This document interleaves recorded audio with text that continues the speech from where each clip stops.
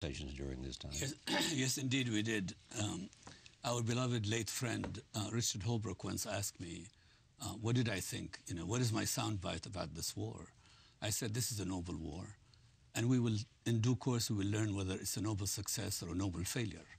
And he objected. But noble. Right. He objected to the notion of noble failure. He said, failure can't be noble. I said, I guess that you are not a Shia. We actually have a whole history of noble failure there. I think it was, in many ways, this is, you know, this was a 9/11 war. This was a 9/11 war. The decision was made in the aftermath of 9/11. I never was a weapons of mass destruction person. To be honest with you, I never thought there were weapons of mass destruction. How I knew this, I don't have any idea how I knew it. To me, this Iraq war, Operation Iraqi Freedom, was a war of deterrence against Arab radicalism. We had gone to war in Afghanistan, but these were not Afghans who struck America on 9/11. They were Arabs, and we had to take the war to the Arab world.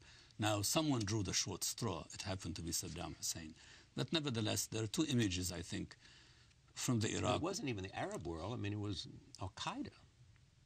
Yes, but they were Arab boys, forged in the crucible of Arab society. I've studied their biographies. I know their testimonies and so on. You know, there were 15 Saudis, there were one Egyptian, there was one Lebanese, there were two from the United Arab Emirates, etc. I think there are a couple of images that frame this Iraq war for me. One, of course, April 9, 2003, the fall of the statue. And I hate to, again, refer to something related to you. We did a program from Washington that same very day about the fall of the statue of Saddam Hussein in Firdous Square. That was one seminal moment for the Arabs. Another one was in December, some months later, December 13, I believe, when Saddam was flushed out of a spider hole. And the Arabs could see the fraud of this despot. They could see the banality, if you will, and the cowardice of evil. So I think it was not a very easy war, we know. And I think that my two colleagues have mapped out the problems.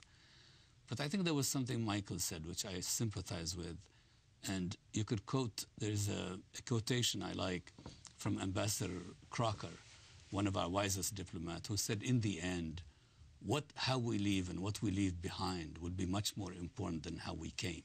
We've been arguing about how we came, but it's really what we leave behind. That is the true test of this war. Yeah, but I think that's what John was talking about. Yes. John Byrne, what we leave behind, not what we came for. Yeah, well, I mean, I think, look, the war has been a terrible disappointment. I mean, in many ways. And you could, I suppose, we have given liberty to the majority of the Iraqi population. Yeah. I mean, there's no doubt about that. So noble, in your judgment, failure or noble success? It's a noble war. I don't think it's either. I don't think it's a catastrophic failure. I don't think it's a brilliant success.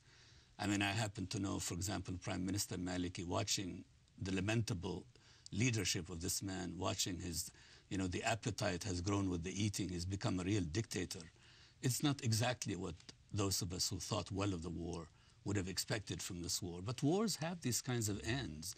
They have these outcomes that people can't predict. They can't tell what will happen. Okay, John, what would you say